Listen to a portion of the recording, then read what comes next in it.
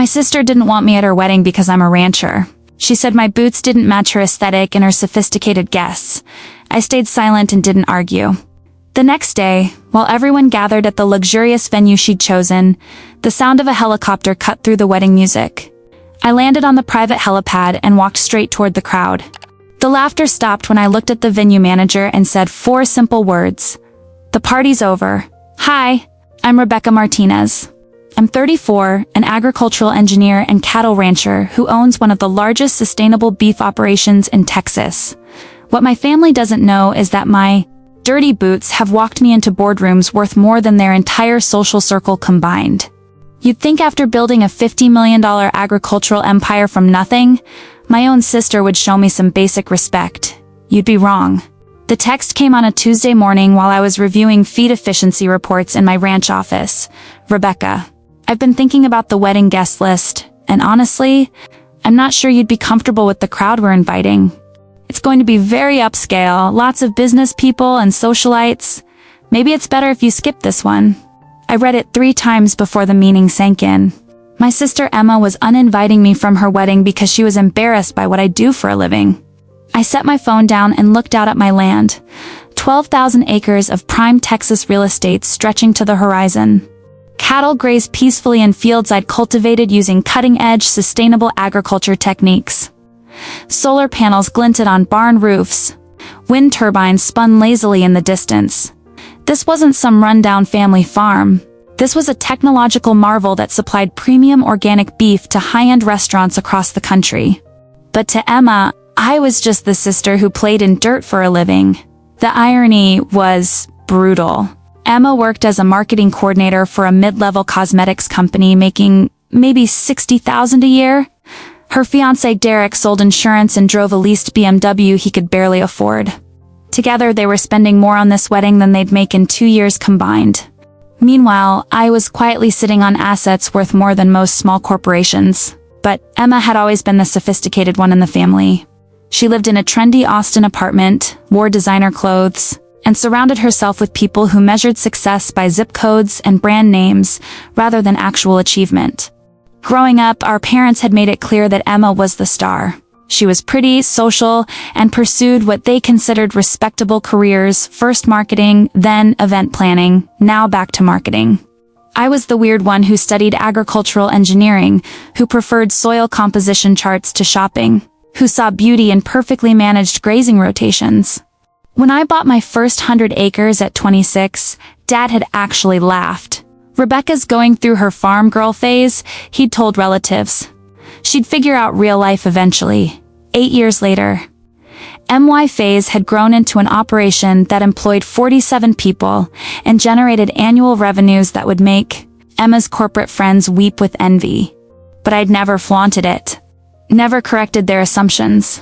Never bothered to explain that my dirty boots walked through boardrooms where deals worth millions were made with handshakes.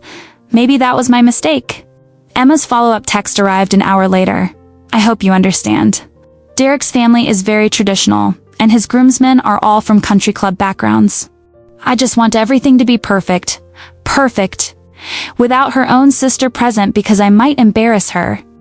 I called my attorney, Marcus Webb, who handled my business contracts and had become a close friend over the years. "Marcus, I need you to research something for me. Willow Creek Country Club outside Austin. I want to know everything: ownership structure, financial status, debt obligations, the works. Planning to join their golf league?" he joked. Something like that. The research took 3 days. What Marcus discovered was fascinating.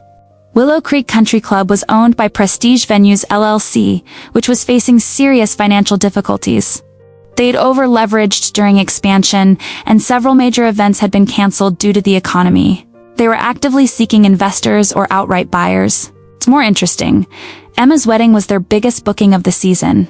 Without it, they'd likely have to declare bankruptcy before Christmas. I scheduled a meeting with the club's management for Thursday morning.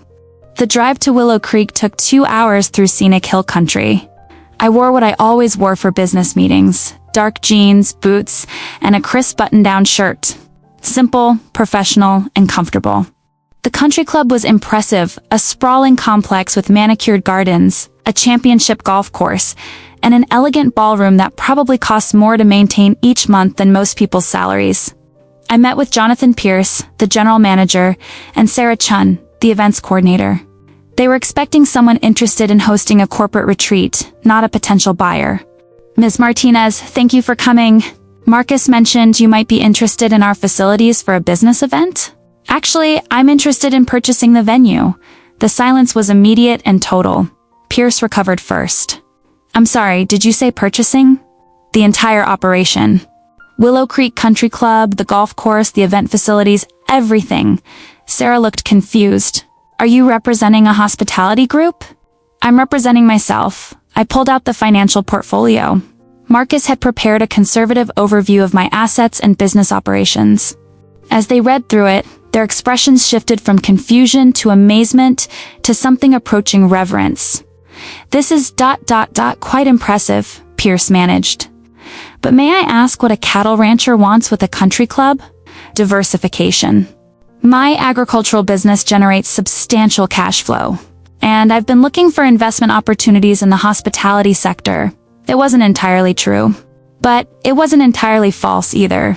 I'd been considering expanding beyond agriculture. What kind of timeline are you thinking? Sarah asked. Immediate. I can have my attorneys draft a purchase agreement by tomorrow if the price is right. Pierce's hands were literally shaking as he quoted a figure. We'd need $8.2 million for the full acquisition. I pretended to consider this. I'll offer $7.5 cash with a 30-day close. They practically fell over themselves accepting. The next call was to Emma. Rebecca, I was hoping you'd call. I felt bad about the wedding thing, but you understand, right? Actually, that's why I'm calling. I wanted to give you a wedding gift. Oh, that's sweet. But you don't need to. I've arranged for you to have exclusive use of the Willow Creek Country Club for your entire wedding weekend. No other events, just yours. Emma gasped. Rebecca, that must have cost a fortune. How did you even manage that? I have my ways. Derek is going to be so impressed. This is exactly the kind of venue his family expects. I'm sure they'll be very surprised. Are you? Are you coming to the wedding now? I smiled at the shift in her tone. Suddenly I was welcome now that I'd provided something valuable. Wouldn't miss it. The paperwork moved quickly. My lawyers worked around the clock to finalize the purchase. And by Friday afternoon, I officially owned one of Austin's most prestigious event venues. Emma called 6 times over the weekend with updates about how excited Derek's family was, how impressed their friends were with the venue choice, how this was going to be the wedding of the century. She still hadn't asked how I'd managed to secure exclusive access to a venue that normally booked years in advance. Monday morning brought a call from Pierce. Martinez, we're all set for the weekend. The Martinez-Thompson wedding has exclusive access as requested. Is there anything else you need? Actually, yes. I'll be arriving by helicopter on Saturday around noon. Please ensure the helipad is clear. Of course. Will you be? Staying for the reception? Oh, I wouldn't miss it for the world. Tuesday I received another text from Emma. Rebecca, some of Derek's groomsmen were asking about you. Might have mentioned you work in agriculture, but I didn't want to get too specific. Could you maybe just say you're in business development or something? Even now, even after I'd handed her the wedding venue of her dreams, she was still embarrassed by what I did for a living. That's when I decided the lesson needed to be more comprehensive than I'd originally planned. I called Marcus back. I need you to research Derek's family background. Business connections, financial status, social circle, everything. Should I ask why? Education purposes. What Marcus discovered was enlightening. Derek's father owned a small insurance agency that was struggling to compete with larger firms. His mother was a real estate agent in a declining market. His brother worked in middle management at a tech startup that had never turned a profit. They were solidly middle-class people pretending to be wealthy, just like Derek himself. But they'd somehow convinced Emma that they were sophisticated society people who would be horrified by her rancher sister. The more I thought about it, the angrier I became. Not just at Emma but at myself for allowing this perception to continue for so long. I'd spent years quietly building an empire while my family saw me as the embarrassing relative who couldn't make it in the real world. I'd let them believe I was just playing in dirt while I was actually creating generational wealth. but most of all, I was angry that Emma felt she had to hide her own sister to impress people who weren't even remotely as successful as they pretended to be. Saturday was going to be very educational for everyone involved. I spent Wednesday finalizing the details with Pierce. The helicopter would land at noon, right in the middle of the cocktail hour. The timing would be perfect. Thursday brought a final call from Emma. "Rebecca, I'm so excited you're coming, but could you maybe dress up a little? I know you prefer casual, but Derek's family really values presentation. Don't worry, Emma. I'll make sure everyone remembers what I wore." Friday night, I laid out my outfit for the wedding, my best pair of custom-made boots, dark jeans, a silk blouse, and the diamond earrings my grandmother had left me. Simple, elegant, and unmistakably me. Because Emma was about to learn that you don't judge a book by its cover. And her new in-laws were about to discover that the embarrassing rancher sister they'd been warned about owned the ground they were standing on. Saturday couldn't come fast enough. Saturday morning arrived with that perfect Texas clarity bright blue sky. Temperature just cool enough to make the helicopter ride comfortable. I stood on my ranch's private helipad at 11:30 a.m., watching my pilot Marcus run through his pre-flight checklist. "You sure about this dramatic entrance, Rebecca?" he asked with a grin. "You could just drive up like a normal person." "Normal people don't own the venue," I replied, adjusting my earpiece. Besides, Emma wanted her guests to be impressed. "I'm just making sure they get the full experience." The flight to Willow Creek took 20 minutes over rolling hills dotted with cattle and oil derricks. As we approached the country club, I could see the wedding party assembled on the main lawn, women in pastel dresses, men in navy suits, servers circulating with champagne glasses. Perfect timing. "Take us in low over the golf course first," I instructed Marcus. "I want them to hear us coming." The helicopter's rotors announced our arrival like thunder. I watched through the window as heads turned skyward, hands shading eyes, conversations stopping mid-sentence. The bride and groom stood near an elaborate flower arch. Emma resplendent in white silk, Derek looking like he'd stepped out of a country club catalog. Emma's face was a mixture of confusion and horror as we circled once before heading to the helipad behind the main building. She clearly hadn't expected her rancher sister to arrive in a private helicopter. We touched down smoothly on the designated landing area. I waited for the rotors to slow before stepping out, my boots hitting the tarmac with purpose. Several staff members hurried over, but I waved them off. Ems, Martinez, Jonathan Pierce appeared, slightly out of breath. "Welcome to your venue." "Thank you, Jonathan." "How are our guests enjoying themselves?" "Everyone seems very impressed with the facilities." The bride mentioned several times how grateful she is for your generosity. I smiled. She has no idea. The walk from the helipad to the main lawn took 3 minutes. 3 minutes during which I could feel every eye tracking my movement. Conversations had died to whispers. The string quartet continued playing, but even their music seemed subdued. Emma spotted me first and immediately started walking over, her expression a careful blend of gratitude and barely contained panic. "Rebecca, you made it!" She reached for a hug, but I could feel the tension in her shoulders. "Everyone's been asking about the helicopter." I told them you probably hired it for the occasion, something like that. "You look nice." Her eyes took in my outfit, the custom boots, perfectly fitted jeans, silk blouse, and the diamond earrings that had been appraised at more than Derek's annual salary. Very you. "Thank you. You look beautiful, Emma." "The venue is perfect for you." "Yes, about that. How did you manage to get us exclusive access?" "Jonathan mentioned you have some kind of business relationship with them." Before I could answer, Derek approached with a group of men I assumed were his groomsmen. They all had that studied casual look of people trying very hard to appear wealthy and relaxed. "Rebecca!" Derek's smile was aggressive in its enthusiasm. "The mysterious sister? Emma's told us so much about you." "Has she?" "Derek Thompson." He extended his hand. "And these are my groomsmen, Brad, who's in private equity, Marcus from Goldman Sachs, and Pete, who runs his family's investment firm." I shook each hand in turn, noting the expensive watches, the perfectly styled hair, the practiced confidence of men who were used to being the most successful people in any room. "Nice to meet you all." "I'm Rebecca. Emma mentioned you work in agriculture," Brad said with the kind of smile that suggested he found this charming rather than impressive. "That must be interesting." "It has its moments." "What kind of farming do you do?" Pete asked. Corn? Soybeans? Cattle? Ah, a cowgirl, Marcus laughed. That explains the boots. Very authentic. The condescension was thick enough to cut with a knife.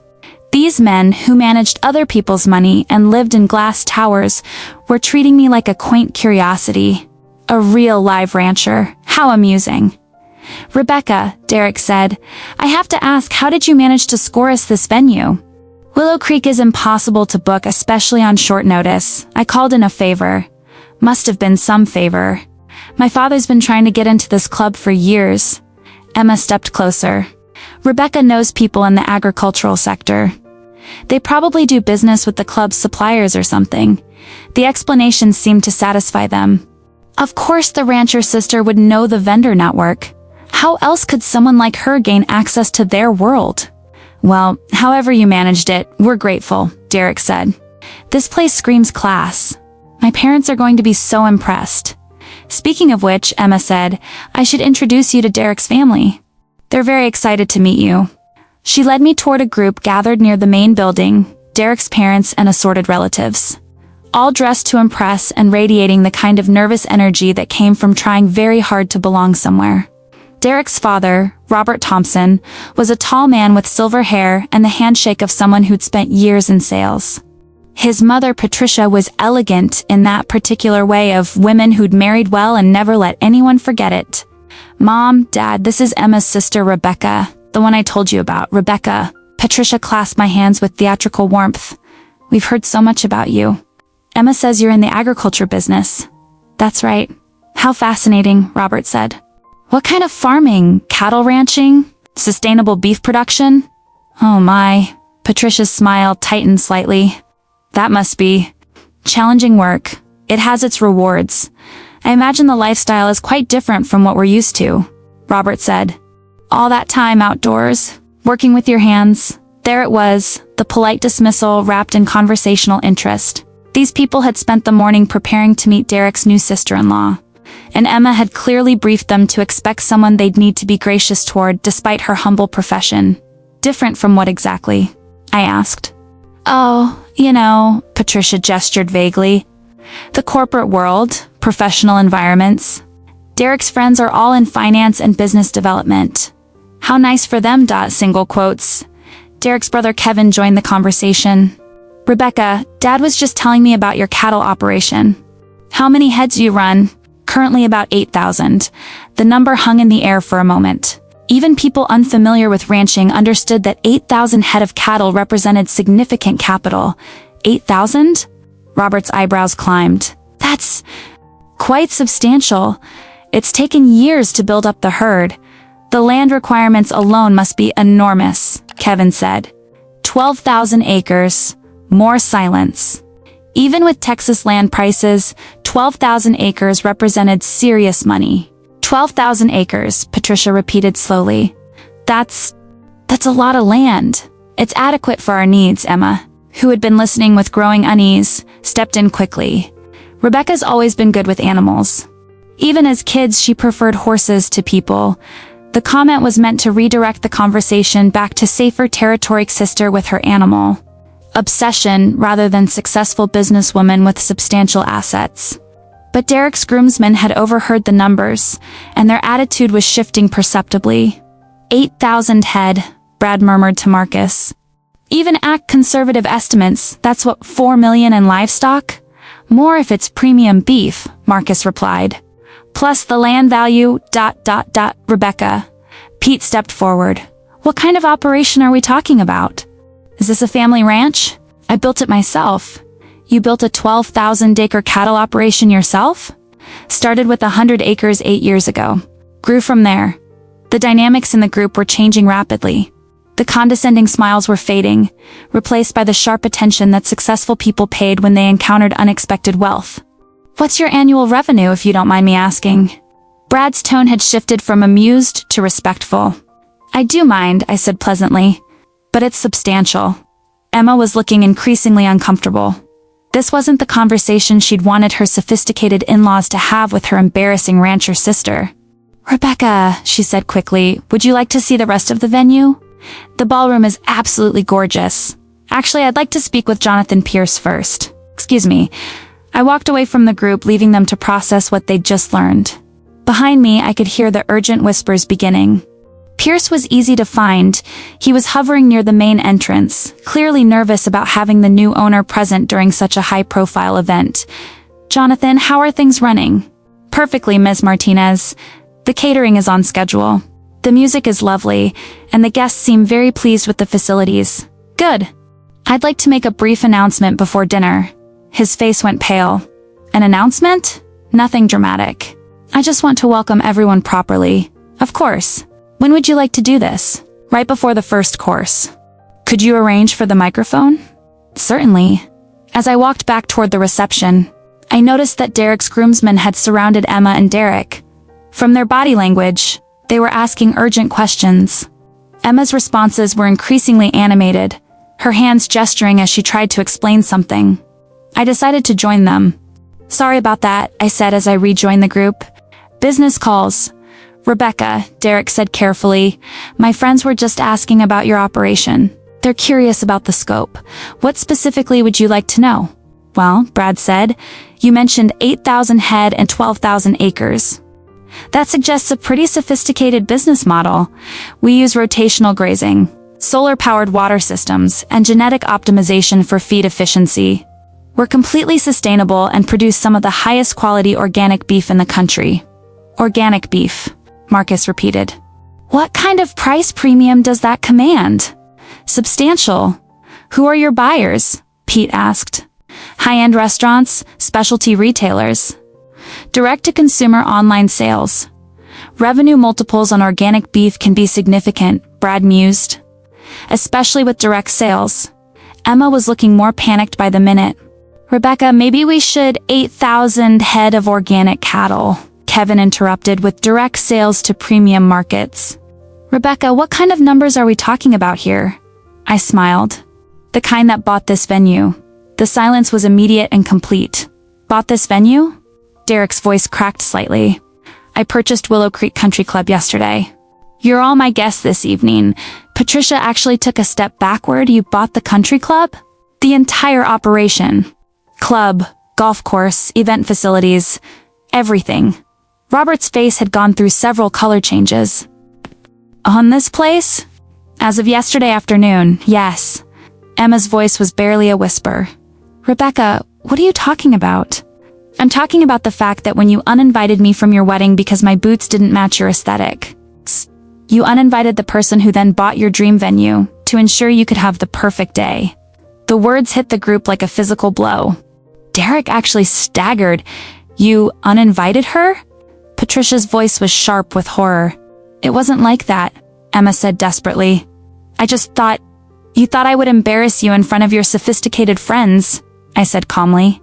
You thought my dirty boots and farming background wouldn't fit with Derek's country club family, Rebecca. Please. So I wanted to make sure everyone understood exactly what they were dealing with. You're standing on property I own. You're drinking champagne I'm paying for. You're about to eat dinner in a ballroom that belongs to me. Brad cleared his throat. Rebecca, what kind of acquisition price are we talking about? 7.5 million, cash. The number detonated in the group like a bomb. Patricia clutched Roberts' arm. Derek's face went white. Emma looked like she might faint. $7.5 million, Kevin repeated slowly. Plus operational costs, staff, and improvements I have planned. You have $7.5 million in cash? Derek's voice was hollow. I have considerably more than that. Marcus, the Goldman Sachs groomsman, was the first to recover. Rebecca, I think I owe you an apology. We clearly underestimated the scope of your operation. Most people do. Would you be interested in discussing investment opportunities? Agricultural businesses with those kinds of cash flows are exactly what our clients are looking for. I'll consider it. Emma was staring at me like she'd never seen me before. Rebecca, I don't understand. If you have this kind of money, why didn't you ever say anything?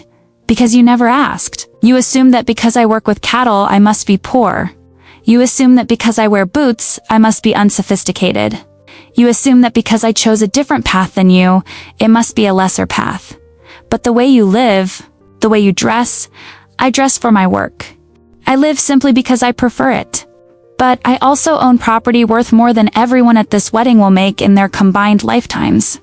Robert Thompson stepped forward, his salesman instincts finally kicking in. Rebecca, I think there's been a terrible misunderstanding. Emma obviously didn't mean to exclude you. This is a family celebration, is it? Because yesterday Emma was worried that my boots would embarrass her in front of your family. Patricia's face was a mask of mortification. Emma, surely you didn't. I was just trying to make sure everything was perfect, Emma said weakly. Perfect, I repeated. Let me tell you what perfect looks like. Perfect is building a business from nothing. Perfect is employing 47 people in good-paying jobs. Perfect is stewarding 12,000 acres of land responsibly. Perfect is having the financial freedom to buy your sister's dream wedding venue in cash just to prove a point. The group stood in stunned silence, processing the complete reversal of their assumptions. Now, I continued, dinner will be served shortly. I hope you all enjoy your evening at my venue. And Emma? She looked up at me with tears in her eyes. Next time you're embarrassed by your family, make sure you know what you're actually embarrassed about. I walked away, leaving them to absorb the lesson I'd just delivered. But the evening was far from over. I still had one more surprise planned, one that would ensure everyone understood exactly who they'd been dismissing. The real education was about to begin. The revelation that I owned the venue spread through the wedding reception like wildfire. I watched from the bar as clusters of guests whispered urgently, heads turning to glance at me with expressions ranging from shock to newfound respect to barely concealed embarrassment. Emma had disappeared into the bridal suite, probably having what could generously be called a breakdown. Derek was huddled with his groomsmen, their earlier confidence replaced by the frantic energy of men realizing they'd badly miscalculated. Patricia Thompson was holding court near the cocktail table, no doubt trying to explain to anyone who would listen that she'd always known there was more to me than met the eye. But the most interesting reaction came from Derek's father, Robert, who approached me with the determined smile of a salesman who'd spotted an opportunity. Rebecca, he said, extending his hand again as if we were meeting for the first time. I think we got off on the wrong foot. Robert Thompson, Thompson Insurance Services, we've met. Of course, of course. Listen, I wanted to apologize for any misunderstanding earlier. Emma obviously didn't explain the full scope of your business operations. Emma explained exactly what she wanted to explain. Robert's smile tightened. Well, now that we understand each other better, I'd love to discuss your insurance needs. A ranch your size must require significant coverage liability, property, livestock mortality. I specialize in agricultural policies. I almost laughed. 20 minutes ago, this man had been treating me like a quaint curiosity. Now he was pitching me his services. I already have insurance, but are you getting the coverage you need? The personal attention? I've been in the business for 30 years and I can tell you that most farmers and ranchers are dramatically underinsured. I'm not most ranchers. Of course not. That's exactly why you need specialized service. Someone who understands your unique situation. I sipped my champagne and studied him. Robert Thompson was a man who'd spent his entire life trying to climb social ladders, measuring success by country club memberships and the right zip codes. His son Derek had inherited that same desperate hunger for status without the work ethic to earn it legitimately. Robert, let me ask you something. What's your annual revenue at Thompson Insurance? The question caught him off guard. Well, that's confidential business information. Is it more or less than 7 figures? We've had some very good years. That's not an answer. Robert's face flushed. Rebecca, I don't think it's appropriate to discuss specific numbers at a social event. You're the one who brought up business. I'm just trying to understand if you're qualified to handle my insurance needs. The conversation was drawing attention from nearby guests. Patricia Thompson appeared at her husband's elbow, her smile bright and brittle. Rebecca, dear Robert gets so passionate about his work. But surely tonight is about celebrating Emma and Derek. Absolutely, I agreed. Speaking of which, where is the bride? She's just freshening up. All brides need a moment to collect themselves. Emma needed more than a moment. She needed a complete recalibration of her worldview. But that would come later. Jonathan Pierce approached discreetly. Ms. Martinez, we're ready to serve the first course whenever you'd like to make your welcome remarks. Perfect timing. I walked to the small stage where the string quartet had been playing background music. The microphone was already set up, and a gentle tap brought the room to attention. Good evening, everyone. For those we haven't met, I'm Rebecca Martinez, Emma's sister. Polite applause rippled through the crowd. I wanted to take a moment to welcome you all to Willow Creek Country Club and to share how meaningful this evening is for our family. I paused, scanning the faces in the crowd. Derek's groomsmen looked nervous. His parents were frozen in smiles. The other guests were simply curious about what the mysterious helicopter-arriving sister had to say. Emma and I grew up very differently. She always had a clear vision of what success looked like. The right clothes, the right job, the right social circles. I took a different path. I chose work that gets your hands dirty, that requires early mornings and long hours, that most people don't fully understand. Emma had emerged from the bridal suite and was standing at the back of the crowd, her face pale but composed. For years, my family saw my choices as ... quaint. Interesting. Maybe even a little embarrassing. The rancher sister who preferred cattle to cocktail parties, boots to ballet flats, spreadsheets to shopping. A few nervous laughs from the crowd. But here's what I learned. Success isn't about what other people think of your work. It's about the work itself. It's about building something meaningful, creating value, taking care of the people and land that depend on you. I looked directly at Emma. So when my sister was concerned that my presence might not fit the sophisticated atmosphere she wanted for her special day, I decided to make sure the atmosphere was exactly what she deserved. I gestured around the elegant ballroom. This venue, these grounds, this entire evening, it's all possible because someone was willing to get their boots dirty building something real. The silence was profound. Emma, Derek, I hope your marriage is built on the same foundation. Real work, real commitment, and real respect for each other's contributions. No matter what form those contributions take, I raise my champagne glass. To Emma and Derek. May your partnership be as strong as the ground you build it on. The toast was echoed throughout the room, but the applause was subdued. Everyone was processing what they'd just heard. As I stepped down from the stage, Derek intercepted me. Rebecca, I need to apologize. We clearly had the wrong impression about your situation. What situation is that? Your ... success. Your financial position. Emma led us to believe ... single quotes, Emma led you to believe exactly what she wanted you to believe. The question is why you thought financial status was relevant to whether I belonged at my sister's wedding. Derek had no answer for that. Dinner was served in courses, each more elaborate than the last. I'd seen the menu when I reviewed the catering contract, so it was expensive, sophisticated, and designed to impress. The kind of meal that Derek's family would talk about for years. During the second course, Derek's brother Kevin approached my table. Rebecca, I work in tech, and I'm curious about your operation. Do you use any agricultural technology? Precision farming, automated feeding systems? Extensively. We track everything from individual animal health to soil composition in real time. The entire operation is managed through custom software. Custom software? I designed it myself. Agricultural engineering background. Kevin's eyes widened. You designed your own farm management software? Ranch management. And yes, from the ground up. Have you considered licensing it to other operations? Was a good question, and one I'd been thinking about. I've had inquiries, but my focus has been on perfecting the system for our specific needs. The agricultural tech market is exploding right now. Software like what you're describing could be worth ... millions, I finished. I know. Kevin stared at me. You've been sitting on a potential software goldmine while running a multi-million-dollar cattle operation? I've been focused on building sustainable systems rather than quick profits, but the licensing opportunities alone would turn me into a software company instead of a rancher. I like being a rancher. It was a concept that seemed to genuinely confuse him. The idea that someone might choose meaningful work over maximum profit was apparently foreign to Derek's family. During the main course, I noticed Emma watching me from the head table. Her earlier panic had been replaced by something more complex, a mixture of hurt, confusion, and what might have been the beginning of understanding. When the speeches began, Derek's best man told the standard stories about college adventures and bachelor parties.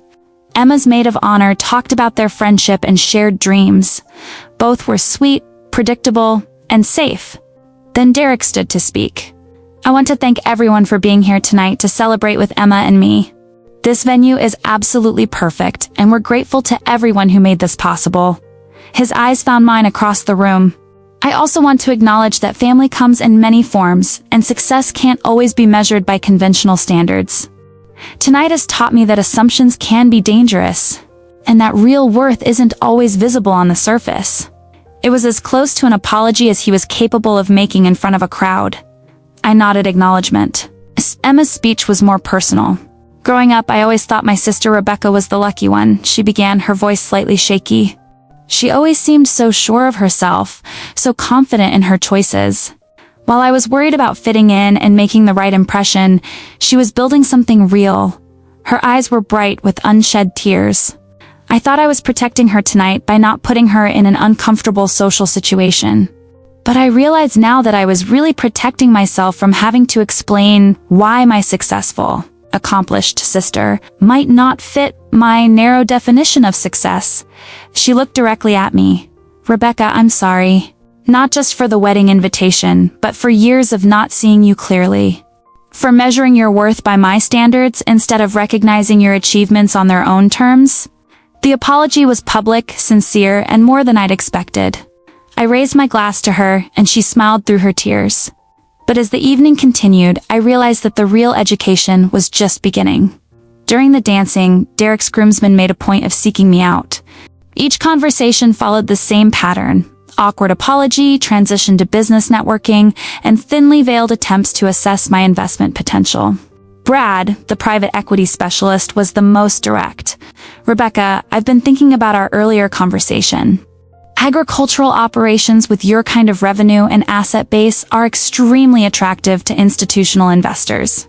I'm not looking for investors, but the growth potential with the right capital injection. You could triple your operation size within 5 years. I don't want to triple my operation size. Brad looked genuinely confused. But the returns would turn my ranch into a factory. I'm not interested in maximum returns. I'm interested in sustainable practices and quality products. That's actually a very marketable position right now. ESG investing is huge. Environmental, social, and governance factors are driving investment decisions across all sectors. I studied his face. Even my refusal to prioritize profit was being reframed as a profit opportunity. Brad, let me ask you something. What do you actually know about cattle ranching? Well, I understand the fundamentals. Do you know the difference between grass-fed and grass-finished beef? Not specifically. Do you know why rotational grazing improves soil health? I'd have to research. Do you understand the relationship between cattle genetics and feed conversion efficiency? These are very technical questions. These are the basics of what I do every day. You want to invest in something you fundamentally don't understand, in an industry you've never worked in, to maximize returns from a business model you can't comprehend. Brad's face flushed. Investment isn't about operational knowledge. It's about recognizing value and growth potential. Value, I repeated. What's the value of preserving topsoil for future generations? What's the return on investment for treating animals humanely? How do you quantify the worth of providing stable employment in rural communities? Those are intangible benefits. Those are the real benefits. The profit is just what makes it sustainable.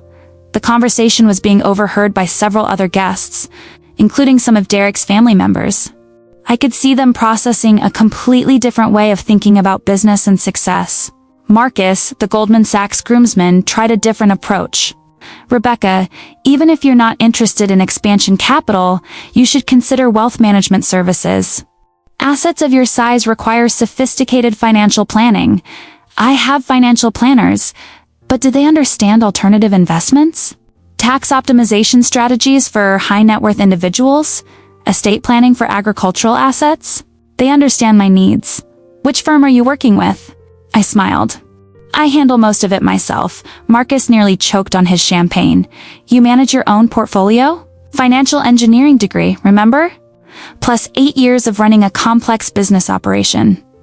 I understand risk management, but the opportunities you might be missing? Like what? Complicated derivatives that tank during market volatility? Private equity investments in industries I don't understand? Hedge funds with fees that eat half the returns? Marcus was speechless. I invest in land, cattle, renewable energy, and technology that improves my operations. I understand every investment I make because they're all connected to work I do every day. Pete, the family investment firm groomsman, made one last attempt. Rebecca, you're obviously sophisticated about finance, but diversification is still important. All your assets are concentrated in agriculture, are they? I pulled out my phone and showed him a portfolio summary that my financial app generated automatically. Land appreciation over 8 years, livestock value growth, renewable energy investments, agricultural technology patents, and commodity futures hedging, plus cash reserves from direct sales and equipment leasing to other ranchers. Pete stared at the screen. This is ... This is actually a very sophisticated portfolio, thank you. But it's all self-managed? I built the software that tracks it, the software that Kevin was asking about, among other things. Pete was quiet for a long moment. Rebecca, I think I owe you more than an apology. I think I owe you some respect. Just treat the next rancher you meet like they might know something you don't. Deal. As the evening wound down, Emma found me on the terrace overlooking the golf course. Rebecca, I keep thinking about what you said earlier. About me never asking about your business. It's true, I think I was afraid to ask, why? Emma was quiet for a moment, looking out at the perfectly manicured grounds that I now owned.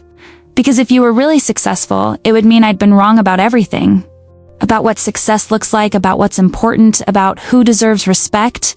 And now I'm realizing that I've been measuring everyone against the wrong standards, including myself. She turned to face me. Eric's friends spent the evening trying to figure out how to make money from your success. But you built your success by focusing on things that matter more than money. Money matters. But it's not the only thing that matters. How do I learn to think like that? It was a good question, and one that suggested Emma might actually be ready to grow beyond the shallow value system she'd been trapped in. Start by asking better questions. Instead of, what will people think? Ask, what will this accomplish? Instead of, how does this look? Ask, how does this work? Instead of, who will be impressed? Ask, who will benefit? Emma nodded slowly. I have a lot of thinking to do. You have a lot of living to do. Thinking is just the first step. As the last guest departed and the staff began cleaning up, I found myself alone with Jonathan Pierce, Ms. Martinez. The evening was a tremendous success. Your family seemed very pleased with the facilities. They seemed surprised mostly. If I may ask, what are your plans for the venue? It was a question I'd been considering all evening. Owning Willow Creek had started as a way to make a point, but now I was thinking about the possibilities. I'm thinking about converting it into an educational center. Educational? Agricultural education, sustainable farming workshops, land management seminars, programs for urban kids to learn about where their food comes from. Pierce looked confused. But the revenue from events would be less important than the impact on the community. You'd give up millions in annual revenue for ... education. I'd invest millions in annual revenue for education. There's a difference. Pierce was quiet, clearly struggling to understand why someone would prioritize mission over profit. Jonathan, what did you think when you first met me? Honestly, I thought you were probably a tech entrepreneur or maybe inherited money. Someone young and wealthy looking for a trophy property. And now I think you're someone who understands that real wealth isn't just about having money. It's about what you do with it. I smiled. Now you're learning. As I walked back to my helicopter for the flight home, I reflected on the evening's lessons. For Derek's family and friends, it had been an education in not judging people by appearances. For Emma, it had been a wake-up call about her own values and assumptions. But for me, it had been something different. It had been a reminder that success without respect is hollow, that wealth without purpose is meaningless, and that family relationships built on false premises will always be fragile. The helicopter lifted off into the Texas night, carrying me back to my ranch where 8,000 head of cattle were peacefully grazing on land that I'd bought with honest work and careful planning. Tomorrow would bring new challenges, new opportunities, and new chances to build something meaningful. But tonight had proven something important. Sometimes the best way to teach people about real success is to show them what it actually looks like. And sometimes the best revenge is simply being exactly who you are, unapologetically and completely. The lights of Austin faded below us as we flew toward home, toward the life I'd built with my own hands and the values I'd chosen for myself. Emma's wedding was over, but her real education was just beginning. And mine was continuing every day. 3 months after the wedding, I was reviewing quarterly reports in my ranch office when Emma called. Not texted, actually called, which was unusual for her generation. "Rebecca, I need to ask you something, and I want you to be completely honest. Okay. Were you planning this whole thing from the moment I uninvited you?" I leaned back in my chair, looking out at the morning sun casting long shadows across my pastures. To find this whole thing, the venue purchase, the helicopter entrance, the public revelation about your wealth, was it all calculated to humiliate me? It was a fair question, and one I'd been expecting. "Emma, I bought Willow Creek because I was angry and I had the means to make a point. But humiliating you was never the goal. Then what was the goal? Teaching you something you clearly needed to learn?" Emma was quiet for a moment. "Did it work?" "You tell me. I quit my job last week." That surprised me. "Why?" "Because I realized I was working for people who think exactly like I used to think. My boss spent 20 minutes at the company party making fun of one of our clients who owns a small manufacturing business. Called him unsophisticated. Said his company was quaint. All because the man wore work boots to a meeting and talked about his employees like they were family." I smiled. "And that bothered you?" "It made me sick. I kept thinking about how he treated you, how Derek's friends talked about you before they knew who you really were.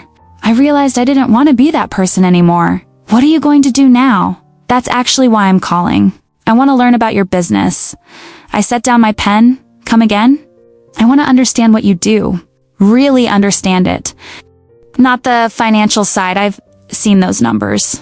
I want to understand the work itself, Emma. You've never shown any interest in agriculture. I've never shown interest in anything real," she said quietly. "I've spent my whole adult life chasing appearances instead of substance. I want to change that." The conversation was heading in a direction I hadn't anticipated. "What exactly are you asking?" "I'm asking if you'd let me come work for you.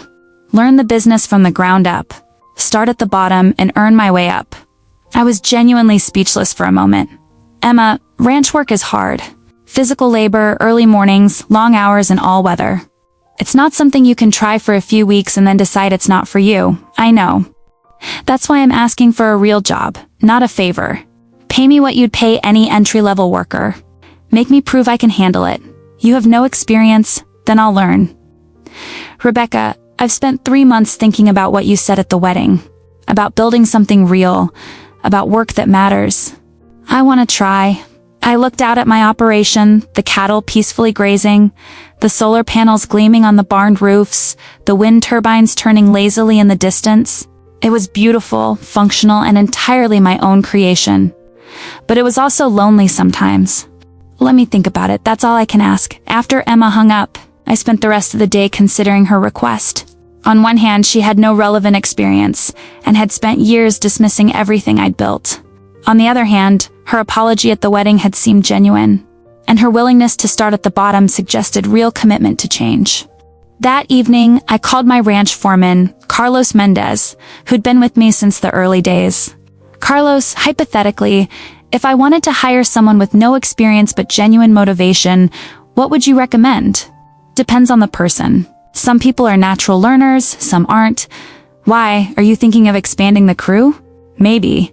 "What would you want to see from a new hire?" "Willingness to listen, ability to learn from mistakes, and understanding that this work isn't glamorous. Too many people think ranch work is romantic until they're cleaning stalls in the rain. And if that person was family?" Carlos laughed. "That's either the best idea or the worst idea you've ever had. Which do you think it is?" "Depends on whether they're family you trust or family you feel obligated to." It was a wise distinction and one that crystallized my thinking. The next morning I called Emma back. "I'll give you a trial period. 3 months, minimum wage, no special treatment. You'll start with basic ranch maintenance, fence repair, stall cleaning, feed preparation. If you can handle that and show genuine aptitude, we'll discuss more responsibility." "Thank you, Rebecca. I won't let you. Don't thank me yet." Show up Monday at 5 a.m., ready to work. Boots, jeans, hat, and gloves. And Emma? Yes? If you quit or complain about the work, don't expect another chance. Understood. Monday morning arrived gray and cold, with a light drizzle that made everything slippery. I was in the barn at 4:45 a.m., getting ready for the day, when Emma's car pulled up at exactly 5 a.m. She emerged wearing new work boots, dark jeans, and a canvas jacket that still had creases from the package. Her hair was pulled back in a practical ponytail, and she carried a thermos of coffee like a shield against the morning chill. "Good morning," she said, her breath visible in the cold air. "Morning. Ready to work?" "Ready." I handed her a pair of work gloves and a pitchfork. "We start with mucking stalls. 47 horses, each stall needs to be cleaned, fresh bedding added, water buckets checked. Questions? How long does it usually take? For an experienced person? About 3 hours. For you? However long it takes to do it right." Emma nodded and followed me to the first stall. I demonstrated the process, removing soiled bedding, checking for hazards, adding fresh straw, ensuring water was clean and full. "Your turn." Emma's first attempt was clumsy, but determined. She worked methodically, asking questions when she was unsure, and didn't complain when the work proved harder than it looked. By noon, she'd completed 8 stalls. Her new boots were caked with mud, her jacket was dirty, and she looked exhausted. "How am I doing?" she asked during the lunch break. "You're doing the work," I said. "That's more than some people manage on their first day. Is there a difference between doing the work and doing it well?" "Yes, but you can't learn to do it well until you're comfortable just doing it." The afternoon brought fence repair along the northern pasture. Emma learned to stretch wire, set posts, and use tools she'd never seen before. She was slow, made mistakes, and had to reduce several sections, but she kept working. At the end of the day, Carlos approached me while Emma was loading tools into the truck. "She's got potential," he said quietly. "Doesn't complain, asks good questions, pays attention to details. Think she lasts the week? Think she lasts the month. After that, we'll see if she's got what it takes for the long term." Emma's first week was a revelation, both for her and for me. She arrived early, stayed late, and approached every task with the kind of determined focus she'd once applied to planning social events. More importantly, she was learning to see the ranch through different eyes. "I never realized how complex this operation is," she said on Friday as we walked through the cattle management area. "It's like you're running a dozen different businesses simultaneously. Agriculture is systems thinking on a massive scale. Every decision affects everything else. Show me what you mean." I led her to the main computer terminal where our ranch management software displayed real-time data. This screen shows current cattle locations, health status, breeding schedules, feed consumption rates, and environmental conditions. That screen tracks commodity prices, weather forecasts, and market trends. This one monitors our renewable energy production and consumption. Emma studied the displays with growing amazement. "You built software that integrates all of this?" "Had to. Commercial systems couldn't handle our specific needs. Rebecca, this isn't just farming. This is technology, environmental science, genetics, economics, and project management all rolled into one. Now you're beginning to understand." By the end of her first month, Emma had progressed from basic maintenance to assisting with cattle health checks. She was learning to read animal behavior, understand nutrition requirements, and recognize signs of illness or stress. More importantly, she was developing the kind of practical wisdom that only comes from daily hands-on experience. "I used to think success meant impressing other people," she said one evening as we watched the sunset over the pastures. "But watching you work, seeing how every decision you make affects the animals, the land, the employees.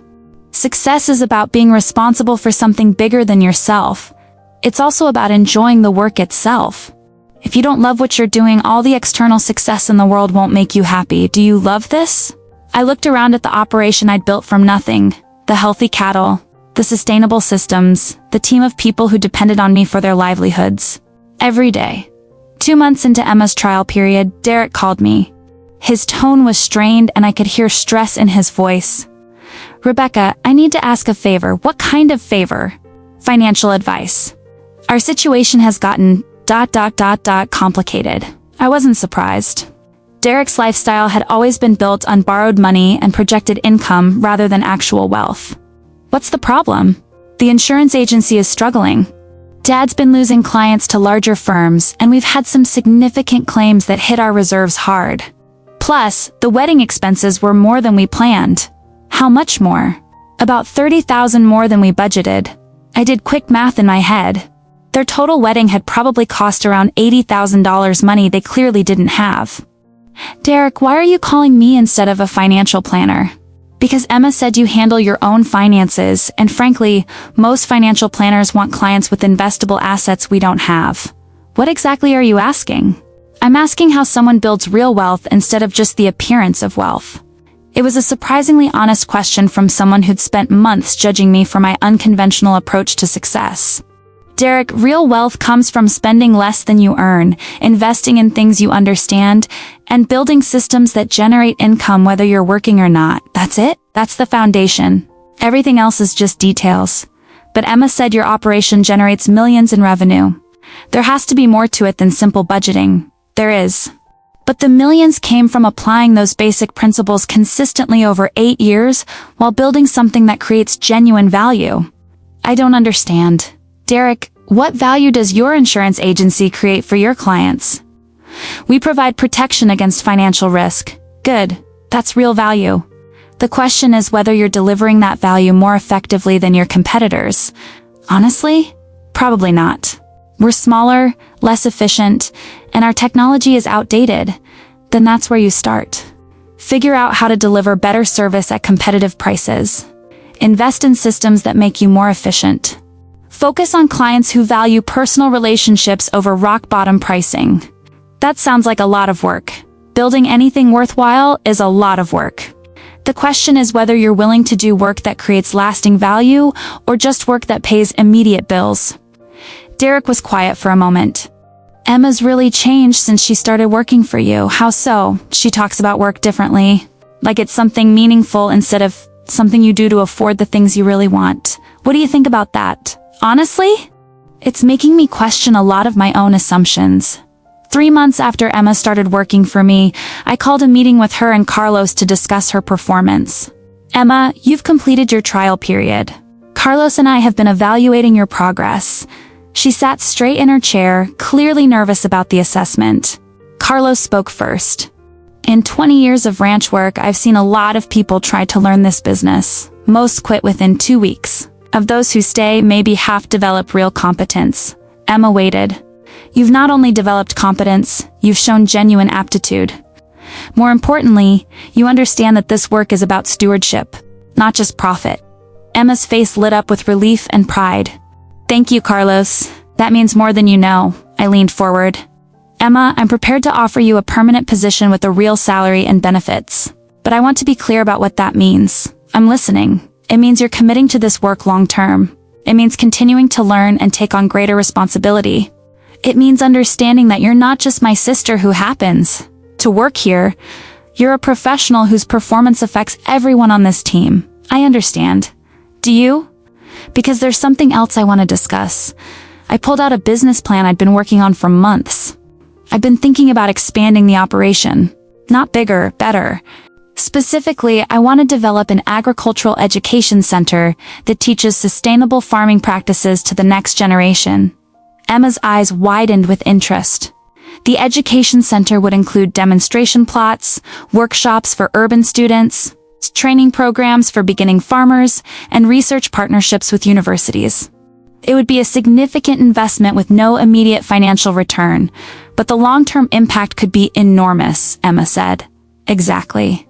And I'd want you to manage the education programs. Emma stared at me. You want me to run the education center? I want you to build the education center. Design the programs, hire the staff, develop the curriculum. Turn it into something that matters. Rebecca, I don't know anything about education. You know about learning. You've spent 3 months discovering that real education happens through hands-on experience, mentorship, and genuine engagement with meaningful work. Emma was quiet for a long moment, processing the opportunity. What would success look like? Success would look like kids from urban schools understanding where their food comes from. Success would look like beginning farmers having the skills to build sustainable operations. Success would look like research that helps other ranchers improve their practices. And financially, the education center would be subsidized by the ranch operations. We'd measure success by impact, not profit. Emma smiled, the first genuine, unguarded smile I'd seen from her in years. When do we start? 6 months later, I stood on the observation deck of the newly completed Martinez Agricultural Education Center, watching as 30 middle school students from Dallas toured our sustainable farming demonstration plots. Emma was leading the group, explaining how rotational grazing improved soil health while the students took notes and asked surprisingly sophisticated questions. "They're really engaged," Carlos observed, joining me on the deck. Emma's a natural teacher. She understands how to connect complex concepts to real-world applications. Think she'll stick with it? I think she's found her calling. Below us, Emma was showing the students how to test soil composition, her enthusiasm evident in every gesture. The shy, insecure woman who'd been embarrassed by her rancher sister had become a confident educator who understood that real success wasn't about impressing others, it was about making a difference. My phone buzzed with a text from Derek. Emma sent me photos from the education center. Looks amazing. Any chance you need an insurance expert to help with risk management? I smiled and texted back, "Come out next week. Let's talk." Derek's insurance business had indeed improved once he'd focused on providing genuine value rather than chasing status clients. He'd never be wealthy, but he was building something sustainable. As the students loaded onto their bus for the trip back to Dallas, Emma joined me on the deck. "How do you think it went?" she asked. "3 of those kids are going to study agriculture because of what they learned today. You think so?" "I know so." I could see it in their faces. Emma looked out over the ranch now, really with the satisfaction of someone who'd found meaningful work. "Rebecca, I owe you an apology." "For what now?" "For taking so long to understand what you were building here. For measuring your success by the wrong standards. For being embarrassed by the sister who was actually changing the world." I put my arm around her shoulders. "Emma, you don't owe me an apology. You owe yourself the credit for being willing to change. Do you think Mom and Dad will ever understand?" It was a good question. Our parents had visited twice since Emma started working for me, and both times they'd seemed genuinely confused by the transformation they witnessed. "They're trying." Dad actually asked me about sustainable agriculture last week. "Mom's been reading about soil conservation. Maybe we should invite them to one of the student programs. Maybe we should."